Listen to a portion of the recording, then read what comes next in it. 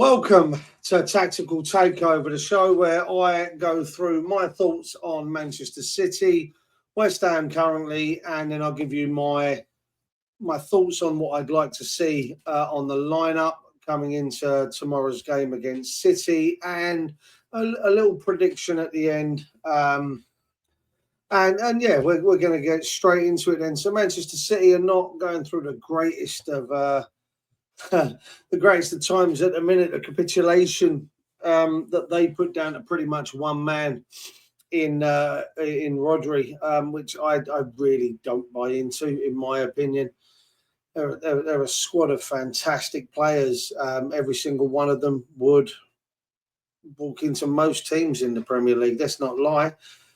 Maybe Liverpool being the only exception that there's any kind of guarantees of certain players walking into certain positions, shall we say. So they're a fantastic side. I just don't know what's going on there. You know, you've got Haaland misfiring. I know he scored in the last round of games, and I just don't see what's going on. De Bruyne doesn't seem to be saving them. Vardiol, fantastic player, but again, for some reason, prone to a couple of mistakes now, and it's ridiculous. I mean, I touched previously in a video, I'd say back in September, when I think I recorded one, and I've mentioned it to people in the pub, and it's a bit of a conspiracy theory, of course it is, but they're facing 115 charges now. Whether or not some of those get thrown by the wayside, or whether they're charged, or they're every single one of them sticks. So my conspiracy theory, let's go there then, is that something's been done, a deal's been made, whatever you want to call it. It's just a theory that if they don't qualify for Europe, if they don't win the league or any of the cups, sanctions will be slightly less. So at the moment, they're not looking like they're going to guarantee qualification out the Champions League league stage, if you will. Going to have to probably face a playoff, dependent, obviously, the next set of games are coming up in the next couple of weeks. So we're looking at a Man City side that may well just have a fruitless season, shall we say? FA Cup, League, and Champions League, win nothing. By design, that then any sanctions that they get are going to be less. If they don't win the Champions League and they don't qualify for the Champions League, well, they can't be banned next season, right? Just a thought. And the reason I say this, and for people that come into the comments section, it's just a theory. I'm not saying it's happened. It's just how my little brain works on a conspiracy. We already know that there's kind of a bias in the League Cup. None of the European sides can face each other. Only one of them can be at home. Well, that's a seeded competition. What you've done is you've seeded the League Cup, right? You've made it a competition where teams are seeded, those that are in Europe. Well, that kind of comes away from the fairness of the competition, right? Arsenal couldn't face Liverpool, what? Because they're both in the Champions League. So we end up drawing Liverpool. Well, listen, I'm not saying it would have been any different, but it feels to me like it's a seeded competition now. And off the back of that, has my brain thinking that we're trying to protect the bigger clubs in the league to continue sponsorship money and revenue coming in. We've all said this. We've all had these thoughts. So this is nothing new that I'm coming up with. Okay. And as I say, it feels like it's been done by design in the League Cup now to make sure that your bigger clubs are there or thereabouts. So it's not a huge stretch of the imagination that a deal's been done. I mean, listen, if they face the charges, 115 charges, let's say 50 of those are in relation to PSR and creating new companies to have a bigger sponsorship income, rather. Well, if that's the case, then 50 charges, it's 3 points a charge on average, isn't it? Everton, Forest, 3-point deduction, 6-point deduction. 3 for each, right? So that's 150 points they're going to be deducted if they follow suit, the Premier League and everyone else. So by design, this collapse, possibly. It's conspiracy theory. But I wouldn't be surprised if something goes along them lines. But that's just me. I mean, the way this little brain works is just how it is. But they're still a fantastic side and absolutely stunning players. I mean, I'll be honest, I was the one that turned around, 18 months ago. Oh, Haaland coming in, it ain't going to matter. It's going to take a year to hit the ground running. I think we all heard me say that on this channel. That went really well, didn't it? What was it, 50 goals in his first season, 50 plus? I still get messages from my brother and one of my mates, Neil, of Haaland gifts every time he scores, because that's what they did, because they like to remind me of my balls up. And that's fine. Doku, we were interested in Doku before he went to City. Who's the guy? Is it Savinio, the guy that they've just bought in? Wow, I absolutely love him as a player. I think he's fantastic. And they've just got quality across the board. But we're led to believe that Rodri is the only reason that this is all happening. Ballon d'Or winning Rodri, by the way. And if that's the case, then Pep needs to be held accountable, doesn't he? Not having a backup for Rodri in that position, is a sort of manager that loves to have 2 players for every position, a bit like, other managers like the same thing. So the fact that you didn't go and get maybe Declan Rice last year as backup, or I say backup, I don't mean it like that because he's second rate. But I mean, as a player that, has equal game time to Rodri, then if you have this injury, you've got Declan Rice, and this capitulation doesn't work, does it? So, or doesn't happen. I come over to us now and West Ham. Obviously, we know the injuries. Bowen's out for, 8 weeks, plus whatever probably time it now takes him to get back. We could be looking at 12 weeks without Bowen. I'm not saying it's going to be, but it's a possibility. That's not great. Obviously, Antonio, fantastic news that he's up and out of hospital. They are saying it could be 12 months before he knows whether he's able to play again. So, he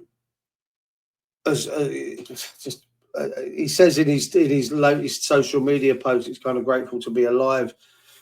I think that's the be all and end all of it all. Forget playing for the time being. You're alive and for that, because that smash was horrific. We all saw the front of that car. I was very lucky to get out of that and be alive. So, best wishes to Mikal and hopefully a speedy recovery, but don't put too much focus on whether you're going to play again. Let's just focus on and then see what follows afterwards. That's just, from me. So that being said, we know that Fabianski, obviously part of the concussion protocol, 2 weeks. They've changed it now and it's 7 days. So he could be available for selection tomorrow. And then other than that, I think Todibo has recovered from the toe injury that allegedly he had, and Fulkrug is gaining fitness every day, every week as time goes on. So with that being said, I'll bring up my my starting lineup for tomorrow, and it is my starting lineup. It's not what I'm expecting Lopetegui to do, and I'll give you my reasons for certain players in this lineup, because I know that there's going to be a couple of definitely a contentious one in there. So let's give you my lineup then. So here we are. I've gone with Fabianski in goal, obviously if he's fit. If he's not fit, then obviously Areola. No disrespect to clean sheet Wes. Left back, I've gone Emerson, and we've got Kilman, Todibo, and Wan-Bissaka in there. For me, Wan-Bissaka has been probably the one standout signing, of this season for us. I still think there's some mistakes in there that need to be polished off. He does tend to play so high. The goal against Liverpool, the was it the offside one against Salah? He was so far out of position that it was painful. It was really, really painful to see him out of position on that left-hand side. He was so high up. He was at least 30 yards, 20, 30 yards away from Salah when that ball was there. So it's just irritating. So, I need him to sit a little bit deeper. I need him to stop going so far forward, which is putting us under so much pressure at the back because we're out of position. And then I'd go with with Alvarez. Alvarez would be my next choice in your in the lineup there in that holding role. Yes, he's got a booking in near enough every bloody game, but I don't think we have a choice. He has to play there. The only other option for me is Rodriguez, and I just think he's too slow and he'll get caught out in that area. I then go with Souček and Paquetá in front of him. Now, the reason I've gone with Paquetá is the fact, Paquetá, whatever you want to call him, is the fact that we're now going to be missing the quality of Bowen, the through balls, the running at players. And I still think that, I know that there is an absolute talent inside Paquetá, and we just haven't seen it for some time now, which is quite annoying, to be honest with you. He throws himself to the floor, looks for free kicks, but he also, with that being said, throws himself to the floor. He wins free kicks when we're a little bit under pressure and takes the pressure off of us. I don't like it, but I've also got time for it, if that makes sense. And then obviously with the Bowen injury, that frees up Kudus to go out to the right, which brings Somerville in on the left, and then Füllkrug obviously up front. Now, there are, for me, options now. Okay, so we've all seen when Bowen's on the wing or if Bowen's up top, we can make the changes to where, we can bring on Füllkrug and move Bowen back to right wing. We can take off Füllkrug, move Bowen into the forward role, bring Kudus over. There are options. And for me, that's still a possibility because Kudus can play through the middle. He can play through the middle, and therefore, if we don't start Füllkrug up top, Kudus can play through the middle in the striker's role. And that also then gives Guilherme the chance out there on the right-hand side. It can get him minutes. As I said in this morning's video, it's the one thing that he's been lacking. We have a development plan for this kid. He's not been playing for the under-21s, and when he did, I think he scored. He's only got a few minutes in the first team. He did well when he came on against Liverpool. I think he hit the post, didn't he? So, again, it gives him the opportunity, which I would like to see more of. It's a big investment, and we just don't seem to be utilising that. But again, there are options in that forward lineup that we can manoeuvre things around. We can put Kudus through the middle. We can, utilise him a lot more now with the Bowen injury. And it also gives him a chance to, if we don't sell him in this window, that over the next 3 months, if that's the time that Bowen's going to be out for, it raises his profile and gives him a chance to get himself kind of in the window a bit more for other clubs rather than just a selective few that might come in this transfer window. Now, with all that being said, both teams go into this match tomorrow in a very bad place. City, whether by design or not, they're not playing well. They've been awful this season. and we really ain't much better. We're in a place where us as fans, people are calling for Lopetegui's head. I'm calling for Lopetegui's head. As other channels have said, is Potter the right man? Probably not, but at the moment, I think he'd do a better job than Lopetegui. I actually think he'd give us some identity. Yes, he's quietly spoken. He's not a very vocal coach. He's not one to put his point forward in a passionate way. We saw him giving interviews and stuff, and he just seems a bit meek and mild-mannered, which is a shame, really. But again, on the other hand, because of the recruitment at Brighton, he looked a fantastic manager. Chelsea gave him the role. Todd Bowley comes in, turfs him out the door. So I think he's looking to rebuild his reputation with Steiden, sit down together. I know people are blaming Steiden for a terrible window. I don't think it was a terrible transfer window. I think it was a fantastic window. I just think we've got the wrong manager for the players that we've brought in. Rodriguez, that being said, is very slow for the Premier League, and that's just an unfortunate situation. But other than that, I think we've got a fantastic group of players that, with the right identity, can take us forward. And just don't. Lopetegui isn't that man. Is Potter? Maybe not. But tomorrow's game is a must win for both clubs. I know City got a win last time out.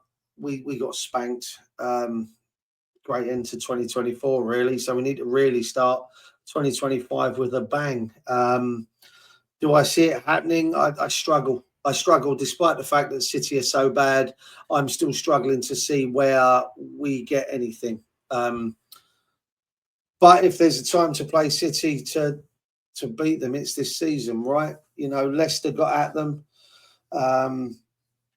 So there's a little bit of hope there. That formation that I put up, this one here, I think gives us that opportunity. If you turn around and say to the 5 players at the back, don't go over the halfway line, please. Stay this side of the halfway line. Let the 5 attacking players do their job.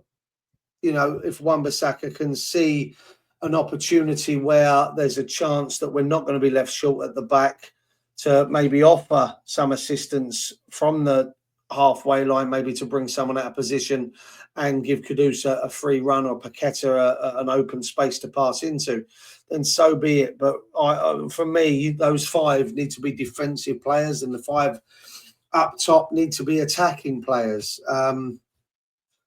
Give me your thoughts on that, guys. Attacking players, attacking, defensive players, defending. I don't want to see Wan-Bissaka and Emerson constantly bombing on if it's going to leave us in shit at the back. That's just me.